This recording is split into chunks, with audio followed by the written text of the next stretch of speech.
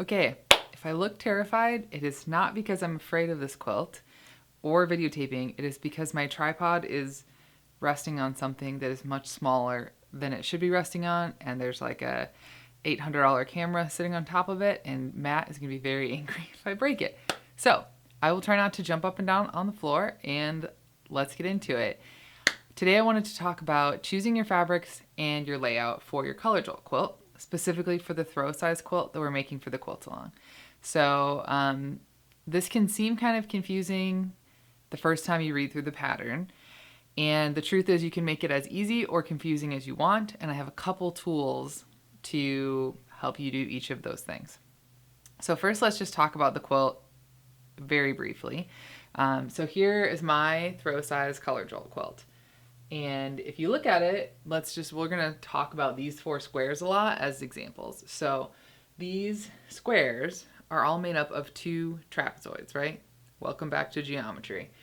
And the difference between the squares is just the direction that this center line is angled at.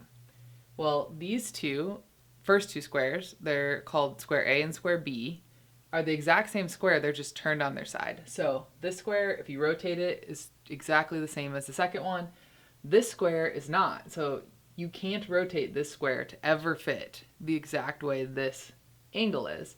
Instead, squares C and D are the ones you can rotate and will fit together. So what that means is, even though there's 4 different blocks, so these 4 blocks make up all the blocks in the whole quilt. And even though there's 4 different blocks, because these are not mirror images, because they can rotate and fill in for one another, there's actually only 2 different trapezoid sizes in this whole quilt. All of the CD blocks have one trapezoid size with like the thick end on one side, and all of the AB blocks have a different trapezoid side with the thick end, or different trapezoid. So that actually makes it a lot easier than it looks. There's really only 2 shapes in this whole quilt. The only difference is what rotation they're gonna be at. So to support you in cutting your trapezoids out, if you look in your pattern, sorry, I've got I'm gonna be ducking out of the frame here. I've got like progressive steps of tools here. So in your pattern, there's 2 templates. So let's see if we'll autofocus here. This is the A and B cutting template, and there's also a C and D cutting template. This is the template you're gonna use to cut out all of your fabrics that you want to go in A or B blocks. And so you can see with the print, or the quote unquote right side of the fabric facing you, if you use this template to cut it out, eventually it will fit exactly right here. Okay, all 4 of those. If you cut this one out hoping that you can put this piece of fabric right here, it's never gonna fit, no matter what happens. Instead, you need to use your CD template. So your CD template, you print it out, and look, it fits all the places, right? So if you went through and accidentally cut all of your fabric with your AB template, half of your fabric wouldn't fit on the quilt. Unless you use solids, which you can just flip over. So that's a bonus of solids, which one of our bundles that's in the email today is solids. Actually, both of them are solids, and they're awesome. Anyway, so that's the basic foundation of this quilt, is you're gonna have some fabric you cut in an AB shape and some that you cut in a CD shape. That can sound like kind of a jigsaw puzzle, and it is, but I have a couple different things to make it really easy for you. So let's go into that. The first thing, I'm gonna detour here very briefly and talk about your fabric. So the pattern lists the minimum amount of fabric you can use to make the quilt. So for example, if you want to make a 12 color version of this, you need 12 fat quarters or 12 quarter yards. Now, that assumes that you're going to cut them pretty efficiently and think a lot about where everything is going to go so that you can cut them efficiently. If you have a bunch of different fabrics, or using scraps, or you have, 20 half yards or something, and you just want to go for it, then you can disregard all of this. You can just grab your coloring page straight out of the pattern. This is all blurry, sorry. The coloring page straight out of the pattern and just plot everything out where you want. And then you just may or may not have an efficient cut. You might waste some fabric, but a lot of times that's worth it to get the look you want. So let me show you briefly what I'm talking about. Let's say that I have this black ombre metallic fabric, and I do my whole layout kind of ignoring A, B's, and C, D's. I just say, hey, I want some black here, I want some black there. When it's time for me to kind of tally everything up and figure out how to cut this fabric, I'm going to look at my layout and say, oh, okay, I have black here and I have black there.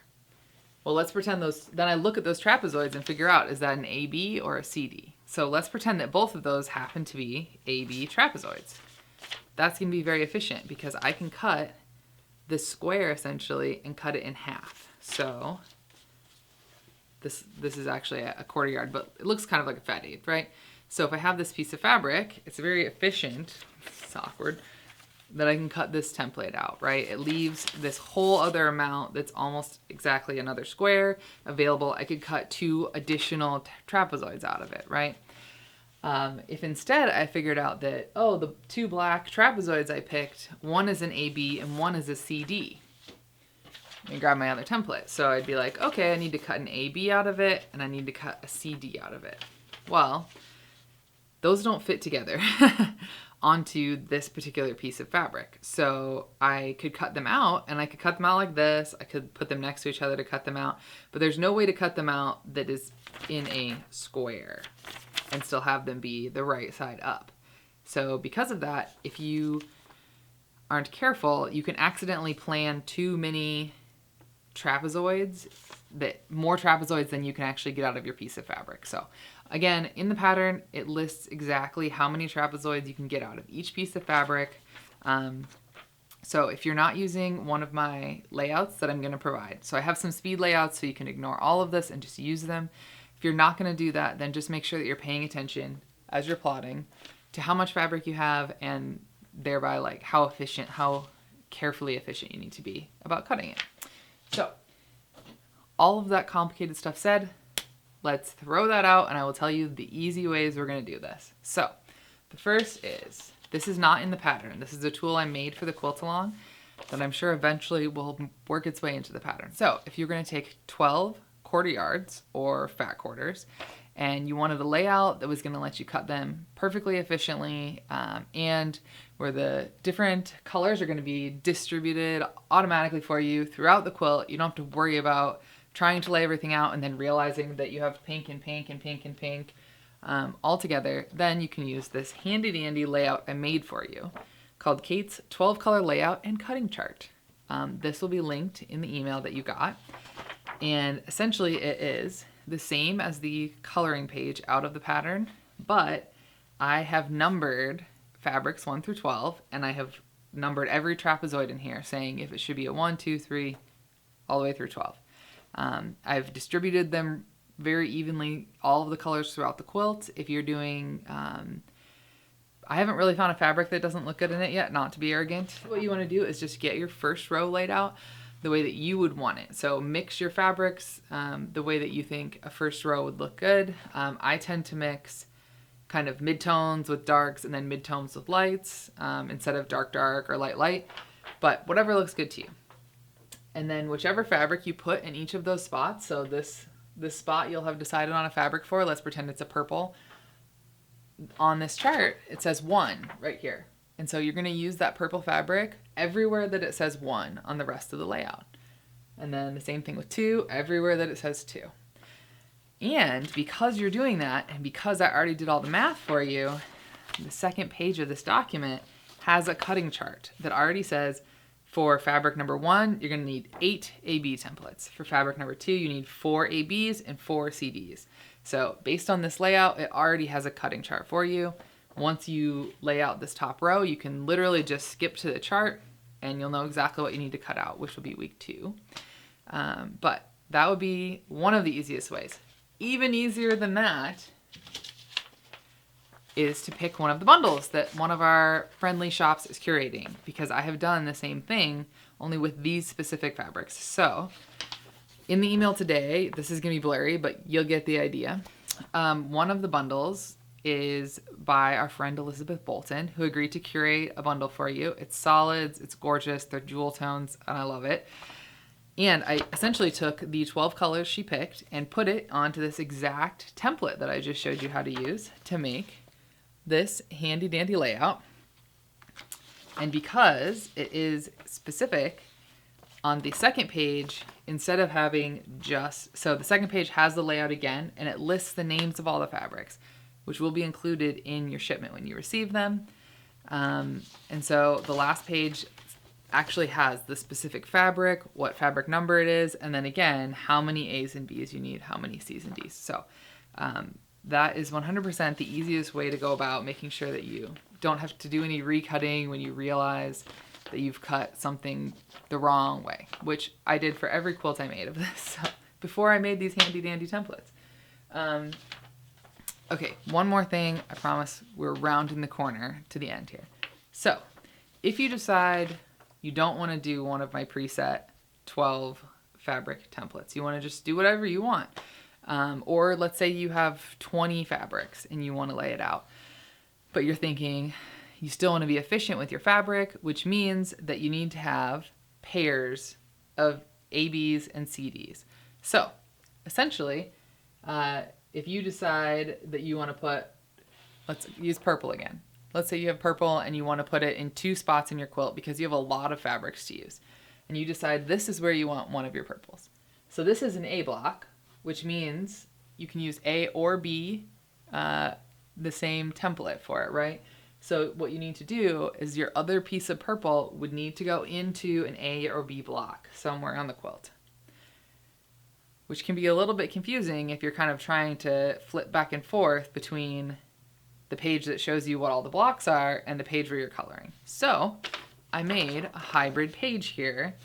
This is called color-coded coloring page. And basically on this version of the throw coloring page, all of the AB blocks are gray. So they've just got a gray tint to the background of AB blocks, and all of the CD blocks are white. So if you're doing your own custom layout, using this will let you know that if you put a purple, like a fabric, let's say you picked purple, let's pretend it's fabric number 11 for you. If you put that up here, which will be a gray trapezoid, then you just know that wherever else you put it needs to also be gray. So you don't need to worry about looking between 3 things and figuring out what letter it is. The other thing is if you put, so that's going to be the most efficient, is if you do everything in pairs, essentially, because it lets you do those squares first and then cut them in half. So, you know, an A block and an AB block, efficient. If you don't care about that and you have a lot of extra fabric, then you don't need to use this. You can just use the regular coloring sheet. This colored coded layout does have also a cutting chart, but you have to fill it in yourself. But I just think it's helpful because it will let you kind of tally up. Once all the stuff is done, it'll let you kind of read through and tally up for each fabric how many ABs, CDs you need. So there's some instructions in all of those things that should make it a little clearer, but hopefully this has been helpful. And if you guys have questions as you're looking at fabric, as you're laying out your fabric, if there's something you're running into that really doesn't make sense or something that I made very confusing in this video, please let me know, because I will make sure that I'm sure that you're not the only one. So I'll make sure I get some additional information and clarification out there so that we can just have a relaxing, non-stressful quilt along. With that said, this next week's email is going to be very exciting because we are going to have both a couple more curated bundles with custom layouts that will come with them. And I'm going to start announcing our prize sponsors for the weekly prizes, which are even better than I could have ever expected. So stick around for that.